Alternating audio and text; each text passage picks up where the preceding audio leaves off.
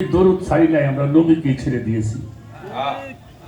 তো সেজন্য বাবা বিষয়টা আমাদের, আমরা যারা তরিকতভুক্ত মানুষ, আমাদের তরিকতের জান হলো নবী মুহাম্মদুর রাসূলুল্লাহ। উনি হলো আমাদের ঈমান। উনি কি ঈমান? নবী কি ঈমান? নবী আমাদের ঈমান। ঈমান আর মাওলা আলী হলো আমাদের ইমাম। উনি হলো ঈমান আর মাওলা আলী হলো ইমাম। ইমাম আর আহলে বায়াত হলো আমার ইবাদতের মূল সত্তা। জোরে জোরে কোন সুবহানাল্লাহ।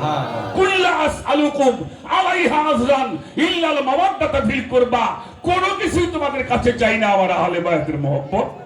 সূরা শুরার 23 নম্বর আয়াতে আল্লাহ পরিষ্কার ঘোষণা করে দিয়েছেন।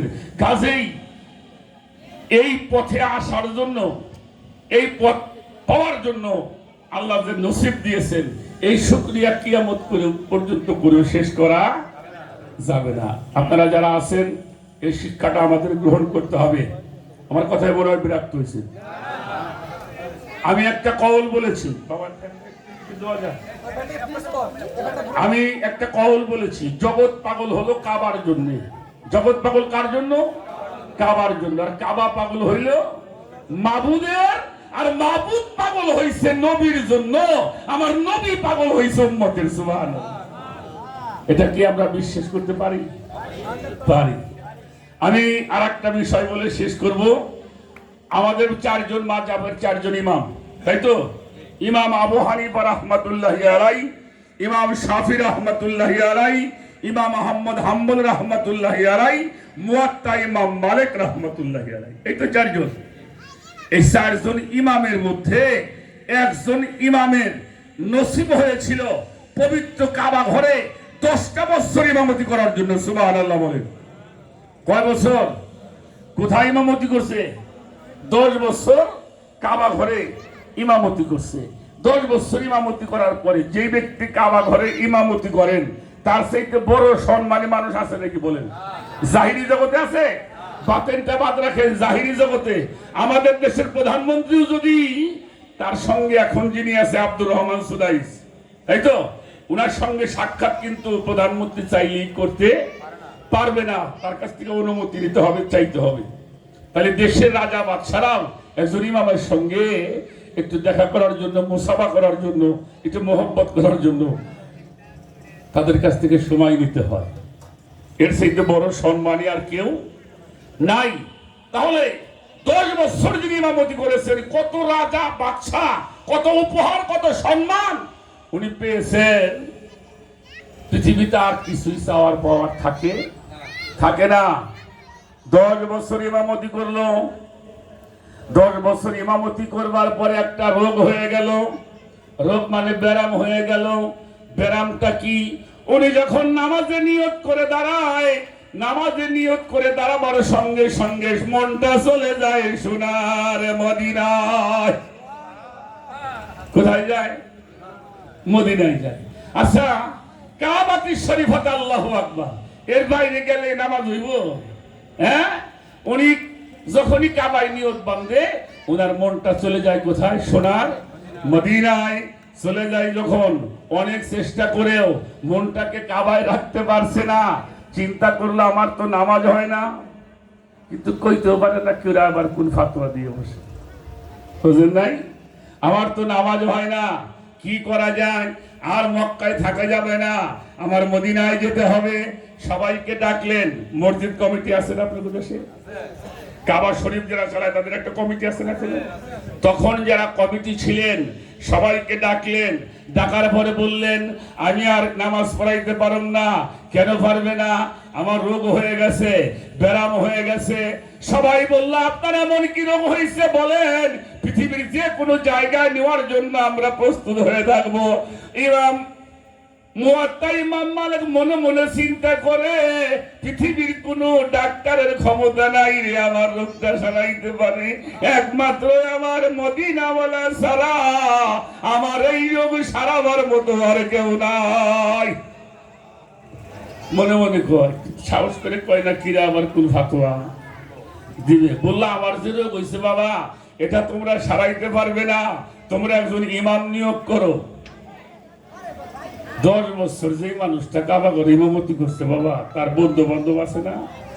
আপনার এলাকায় যদি একটা মসজিদ একজন ইমাম সাহেব 10 বছর থাকে, তার সঙ্গে মহব্বত হয় না? যারা মুসল্লি থাকে অনেক মহব্বত হয়। সবাই চিন্তা করে ওনার মতো মানুষ আর কোথায় পাওয়া যাবে, এমন ইমাম কোথায় পাবো? যাইতে দিতে চায় না, কিন্তু ওনার মনে তো আর মানে না, যাইতে হবে সোনার মদিনা। এবার ইমাম নিয়োগ হলো। ইমাম নিয়োগ হওয়ার পরে এবার বিদায়ের পালা আসছে। চলে যাবে বিদায়ের পালা।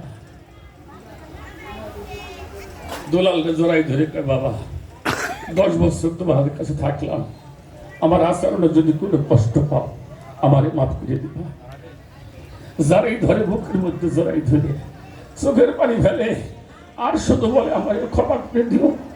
আমি যে থাকতে পারছি না, আমার যে রোগ হয়েছে, এই রোগটা আমি আর এখানে থাইকে সারাইতে পারব না, তোমরা আমারে মাফ করে দিবা। মানুষও যারা ছিলেন তারাও একজন আরেকজনকে ধরে কান্নাকাটি করছে। ওনার মতো মানুষকে ছেড়ে দিতে হবে।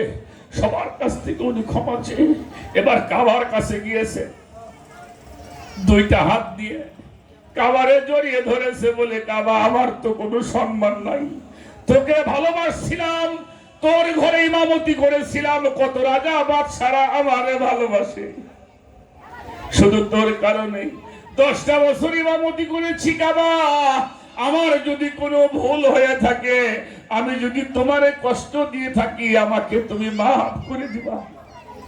কাবারে জড়াই ধরে কান্দে। কাবা আল্লাহরে কয় আল্লাহ, সুবহানাল্লাহ বলে।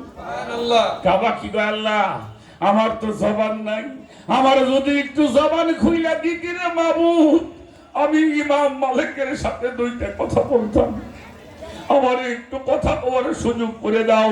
আল্লাহর হুকুমে কাবার জবান খুলে গেছে।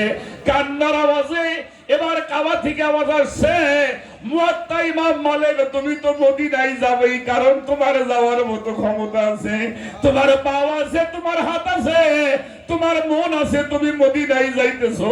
আমার যদি যাওয়ার মতো ক্ষমতা থাকতো মালিক, তোর আগে আমি সোনার মদিনায় যেয়ে ঘোরাঘুরি পারতাম। লা ইলাহা ইল্লাল্লাহু, লা ইলাহা ইল্লাল্লাহু, লা ইলাহা ইল্লাল্লাহু, লা ইলাহা ইল্লাল্লাহ, লা ইলাহা ইল্লাল্লাহু মুহাম্মাদুর রাসূলুল্লাহ। আমরা সেই সুবহানাল্লাহ বলি। এই জন্য এই দুনিয়াতে যত পয়গম্বর আসছে সবাই বলছে আলে কিয়ামাতু আলে কারিবা ওয়া হাকিমু রাব্বুন জালিল, ইয়া আদম শফিউল্লাহ কি নাফসি নাফসি, ইয়া দাউদ খলিফাতুল্লাহ কি নাফসি নাফসি, ইয়া মূসা কালামুল্লাহ নাফসি নাফসি, ইয়া কুলু দাউদ খলিফাতুল্লাহ নাফসি নাফসি, ওয়া ইয়া কুলু ইব্রাহিম খলিলুল্লাহ নাফসি নাফসি, ওয়া ইয়া কুলু ইসমাঈল জাবিউল্লাহ কি নাফসি নাফসি, ওয়া ইয়া কুলু ঈসা রূহুল্লাহ কি নাফসি নাফসি, ওয়া ইয়া কুলু মুহাম্মাদুর রাসূলুল্লাহ সাল্লাল্লাহু আলাইহি ওয়াসাল্লাম, ইয়া হাবিলি উম্মতি উম্মতি ইয়া নবী সালাম আলাইকা ইয়া রাসূল সালাম আলাইকা ইয়া হাবিবি সালাম আলাইকা সালাওয়াতুল্লাহ আলাইকা। সোনার কাবা মদিনা ও পরিশুকা, ওই কাবা মদিনা, ওই কাবারু কাবা মদিনা, জান্নাতুল মাওয়া মদিনা, ইয়া নবী السلام عليك يا رسول سلام عليك يا حبيب سلام عليك صلوات الله عليك ও নবীজি আপনাকে সালাম ওই বংশধর আসহাবু তামাম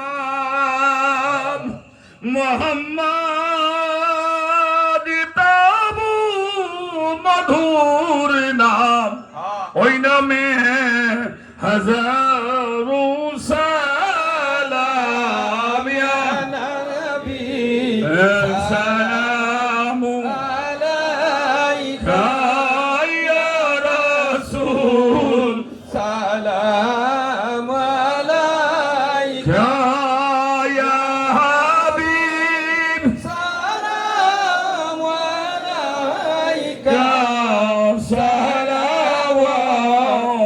সালাওয়াতুল্লাহি আলাইকা কে বলে জন্নাত রায় কোথায় খুঁজলে ঠিকানা পাওয়া যায় জন্নতিয়া চেয়ে দুনিয়ায় রিয়াজুল জন্নাত মদিনা ইয়া নবী সালাম আলাইকা ইয়া রাসূল সালাম আলাইকা ইয়া হাবিব সালাম আলাইকা সালাওয়াতুল্লাহি আল্লাহ গো মৌলায়াত দিলেন নবী গো মৌলা বানালেন তার হুকুম আবার আসিলে এই। মৌলায়ালি এই। মৌলা ইয়াত দিলে ইয়া নবী সালাম আলাইকা ইয়া রাসূল সালাম আলাইকা ইয়া হাবিব সালাম আলাইকা সালাওয়াতুল্লাহি আলাইকা দয়াল নবী গো সালাম চরণে কবলিয়া হইনা রওজা পাকে আশিকদের পরাণ যাই রে যায় এই। যেতে চায় সোনার মদিনা ইয়া নবী সালাম আলাইকা ইয়া রাসূল সালাম আলাইকা ইয়া হাবিব সালাম আলাইকা সালাওয়াতুল্লাহি بلغ العلا بكماله غشاب الدجى بجماله حسنت جميع خصاله صلوا عليه وآله سلموا على قوم بل صلوا على صدر الأمين مصطفى ما جعل الله رحمة للعالمين الصلاة والسلام عليك يا رسول الله الصلاة والسلام عليك يا حبيب الصلاة والسلام عليك يا شافي المذنبين الصلاة والسلام عليك يا রাহমাতাল লিল আলামিন। আসসালাতু ওয়াসসালামু আলাইকা প্রিয় পীর দস্তগীর মাহবুবে সুবহানী কুতুবে রব্বানী গাউসে সামদানি গাউসুল আজম রওশন জামির মহিউদ্দিন আব্দুল কাদের জিলানী। আসসালাতু ওয়াসসালামু আলাইকা তাই রাসূল হিন্দের অলি গরিবের নওয়াজ খাজায়ে খাজাগান কুল্লে খাজা সুম্মা আজমিরি মিল্লাত ওয়াদ্দিন হযরত খাজা মাইনুদ্দিন হাসান সঞ্জরি। আসসালাতু ওয়াসসালামু আলাইকা আহলে বাইতি পাকবাঞ্জাতুন মাওলা। আসসালাতু ওয়াসসালামু আলাইকা ইয়া ওলি আল্লাহ। আসসালাতু ওয়াসসালামু আলাইকা ইয়া মেরা মুর্শিদ মাওলা। আমার কথার ভাষা কোনো ভুল ত্রুটি হলে ক্ষমার দৃষ্টি দেখবেন এবং আপনাদের কাছে দোয়া চাই আমার নবীজির সম্মান করতে করতেই যেন আমার প্রভুর দরবারে আমি পৌঁছাতে পারি। আমিন আমিন। আমি কোনো কিছুই চাই না, শুধু আমার নূর নবীর কদমে একটু জায়গা চাই, আমার মুর্শিদের কদমে একটু জায়গা চাই। মালিক যেন সেইভাবে কবুল করে আমিন। এই দোয়া চাই। আসসালামু আলাইকুম ওয়া রাহমাতুল্লাহি ওয়া বারাকাতুহু। ওয়ালাইকুম আসসালাম ওয়া রাহমাতুল্লাহি ওয়া বারাকাতুহু। সবাইকে অনেক অনেক ধন্যবাদ ধৈর্যের সাথে মিলাদ ও কিয়ামে শরীক হওয়ার জন্য। প্রত্যেকের প্রতি সালাম, আসসালামু আলাইকুম ওয়া রাহমাতুল্লাহি ওয়া বারাকাতুহু।